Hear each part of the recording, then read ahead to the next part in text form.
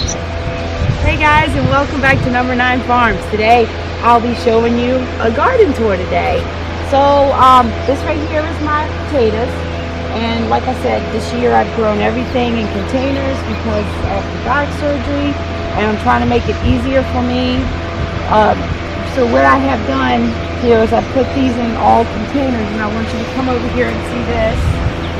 And this is a good sign. Look, you see that right there? That's a potato.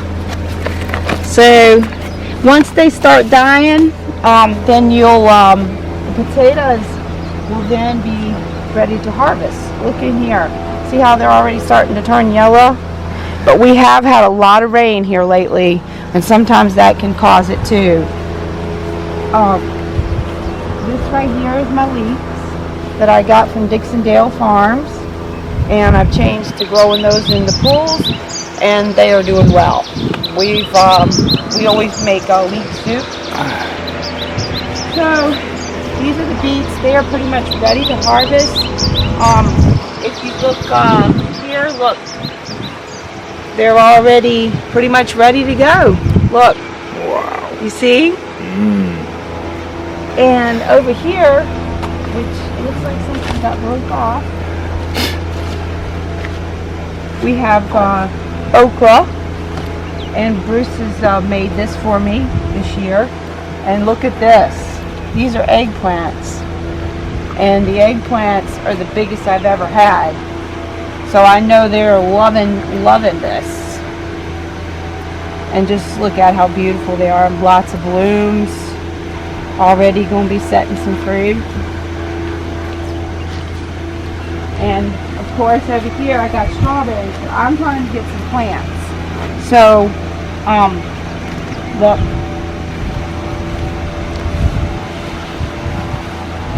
Look at this.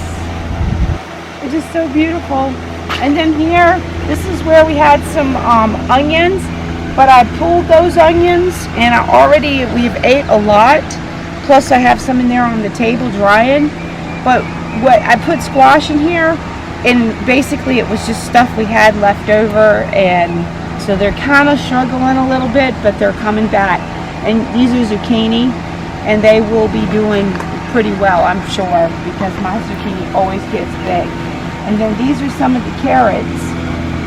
And if you look down here, you can see the carrots.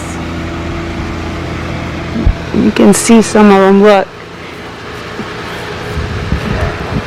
I did a carnival type where you get different colors. And then over here I have a snake gourd, which we put that on a little trellis to start growing up. And over here I've got these onions, and these here are already ready to be pulled too. We just haven't done it. So more carrots. And look at this, come over here and look at how big this onion is. And you can see how well they have done in this pool. And of course, places like right here is where we have pulled some. These are the Walla Wallas. Some zucchini. Look here. And I've been cutting some of my leaves, but I do run out of time, and I got to get back out here. That's ready to eat. This here was where the peas were. Went ahead and pulled those, and of course with the peas, they set a lot of nitrogen. So of course I figured I'd stick some tomatoes in here. Everything hated all this rain that we had. I mean, just tons of rain. So it's still struggling a little bit. And then over here I've got one of the Tam jalapenos, which the Tam jalapeno is pretty much a less heat jalapeno, which they're amazing. And we love those in our strawberry salad. And down here is all the zucchinis and squash. And we have done the zucchinis and squash in these types of bags for several years. And it has worked really well. That keeps me from having to dig in the soil, even though I have a tractor. And usually what we do is put the potatoes in this field, and over there the butternut squash. But we still have butternut squash from last year. And this is the yellow zucchini right here, and you can always tell the zucchini by the variegated leaves, and you see how huge the zucchini is, and I have cut it. And that's a bumblebee there on the marigolds. And I just plant the marigolds to help, you know, with some pests, bring pollinators to the area, which helps with the squash and zucchini, because these particular ones are not parthenocarpic. The ones I do have, and that they don't have, they have a zucchini that's parthenocarpic, and I have grown that in the high tunnel. But I grow the cucumbers that are parthenocarpic, and I do grow those in the high tunnel.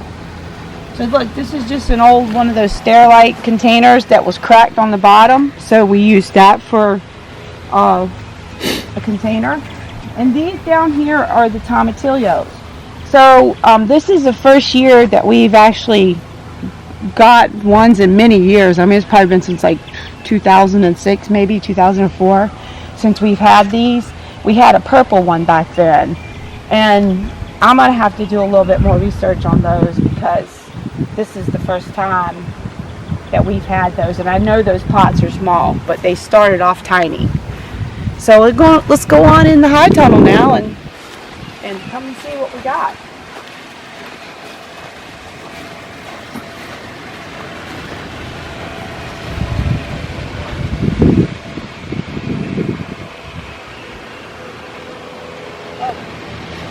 Over here, I have mint, and sorry about the fan, but that I still have plants in the greenhouse, which you can see right here, and the fan comes on. Versus already pumped the water from last week. Thursday, I think it was, we got 4 inches of rain in one day, and I got a rain gauge out front, so that's how I know. And then this is the chocolate mint. And these are the plants right here that puts the water in that feeds the hydro.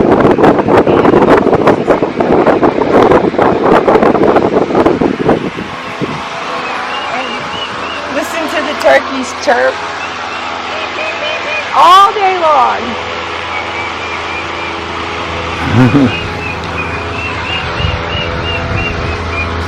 And here's the onions that I was telling you about, which they absolutely are delicious, and they have been so good.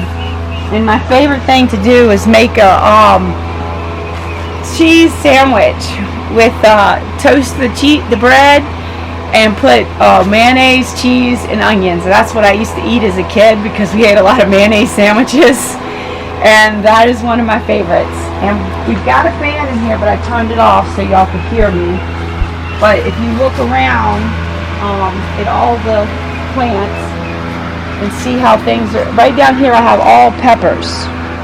So like this is the black sweet pepper, which that has been doing really good.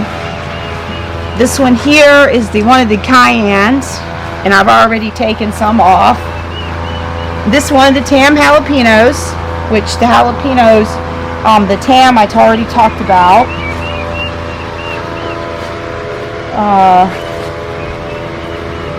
More tams, pretty much all tams down here, because we love them so much.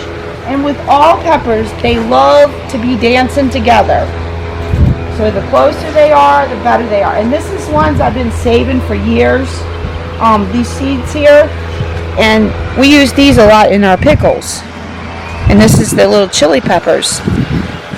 And they're just absolutely beautiful. Sweet banana pepper. You see them big banana peppers on there. And we had those on our pizza last night. And more of them. It's already time to pick stuff. And of course these are getting into our ghost peppers. But this year we did these in 3-gallon pots. Normally we would do everything in the 5-gallon pots. But honestly, we ran out of 5-gallon pots. So we had to do the peppers in the 3 gallons. These are from Grower Solution. You get 50 for $70 free shipping. So I'm telling you, they work out great. And let's see, we'll go over here. Now this is something new that I'm trying, because over the years I planted sweet potatoes in the fields, and not once have I ever been able to get a sweet potato here at this home. And so, because I have too many deer, no matter what we do, fences, everything. So we're going to see what happens. Now I do have some groundhogs that like to visit the high tunnel. So, and we don't want to get rid of them, because you know what happens when you get rid of the groundhogs? No, what? Skunks Yes. move in. What? I was waiting for you to tell them what happens when we get rid of the groundhogs. I know exactly what happens. And this one here is new for me this year, but this is the kobachi. This is a sweet pepper, and they will turn red to orange and stuff. And this is actually really good, because we've already had some. They're delicious. They're from Turkey, and they said that it looked like a Turkish saber in the seed ad. So, one of the California Wonders. Always good to have pet those. These are pretty much all these. There's a big one right there, look, underneath. Yeah, and yeah, more California Wonder. California Wonder. And what we end up doing at the, we grow all this food for our consumption. But what we end up doing at the farmer's market, and of course most of our stuff is value added, so we make stuff with what we grow to sell. So what we end up doing at the farmer's market is we give the tomatoes away, pretty much, because we have so many tomatoes. Because when we're out there selling, they will literally walk past the heirloom tomatoes and go straight to the guy that got them from the supply house and buy those, because they're perfect and beautiful and round, instead of buying those beautiful little heirloom tomatoes. And then when we give them away, they come back and they say, "You got any more?" Yeah, they want them then. So total different taste. And they're absolutely sweet and delicious. This one is the Ozark Giant, and they do get big. And here's some more of those kibachis. And these here are more of the blot. Some more of the cayenne. More banana pepper. And I am getting ready to water again. So I get, these are all poblanos right here. And I had actually done those late, because one of my family members at the farmer's market had asked me did I have any poblanos? Well, you know what I did? I planted some poblanos. Mm-hmm. And he was so happy to get those. This right here is the yellow pear. Now that one is very prolific. This is the only one I got, because Bruce said no more of those. They just never stop. And I made a lot of tomato pear jam, yellow pear jam. And over here is Cherokee Purple. More Cherokee Purple. And this one is the subarctic. And I really want to show y'all this. This is what they call an early one, but doesn't necessarily mean that it's going to spit off early tomatoes. It is just becomes more, look at this. I mean, and it's actually a determinate tomato, but my determinants even become indeterminate. And this one is one of the Granny Cantrells, and she's out of Kentucky, so she had these brought to her from after the war, I think it was World War II. This one is the Berkeley tie-dye, which this is one of our very favorites. Yes, and it is. This one is the pink Brandywine. We love all the Brandywines, and they are the potato leaf Berkeley tie-dye. You can see the potato leaf right here. Look.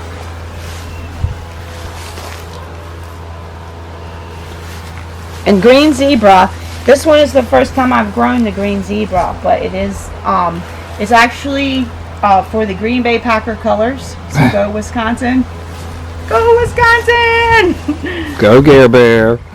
Brandywine. So, and all the sunflowers, they grew up on their own back here.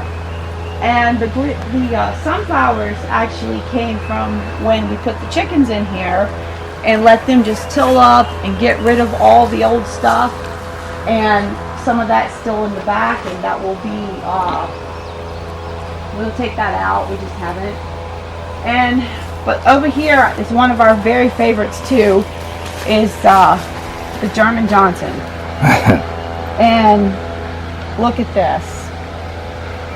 And as you can see, they're already growing. really tall. Yep. And last year they came within maybe about this far from touching the top. Yes. And I'm trying my best, even after this bag surgery, I'm still trying my best to keep them all trimmed. And sometimes that gets out of hand, because you like to keep the airflow around them, and also it helps because you don't want leaves, you want tomatoes. So look at this though. It's beautiful. They are just one of our favorites. And as you can see, Bruce has his system up and his system over here. Yes. And I haven't got my system in the center yet, but that's my next, one of my 800 next jobs. Right? I said this one in the center is one of my next 800 jobs. Oh. And coming over here, this is forage. These are some more onions that we did. These are the candy onions. These right here are sage. And these are some of the micro toms, which is the shortest tomato. And coming down here now, I want to show you. I think this one is one of the, Berkeley tie-dyes. Look. Wow. So, and this one is the white tomasil. Now the white tomasil is actually a white tomato, and it's beautiful actually, and very sweet, very tasty. And I've got right here, this is the Thai basil, which we keep putting on our pizzas. And so this is one of the Kellogg's breakfast. Now looky here. Wow. And this is, here's the subarctic. And here I want to show you this one, the Abe Lincoln. Look at that. That's huge. See you soon, Abe. So, and over here, these right here are my determinate ones. These are actually what they called just a container tomato. And I had bought those seeds from Johnny's. I don't particularly like growing any smaller type tomatoes. I like all indeterminate, but the customers asked me to get container tomatoes, so that's what I did, and these were what I had saved out. So I think that's pretty much it, guys. You pretty much see, I mean, I could go on and on for hours in here and tell you everything. So I hope you enjoyed it, and if you have any questions, let me know. Thanks.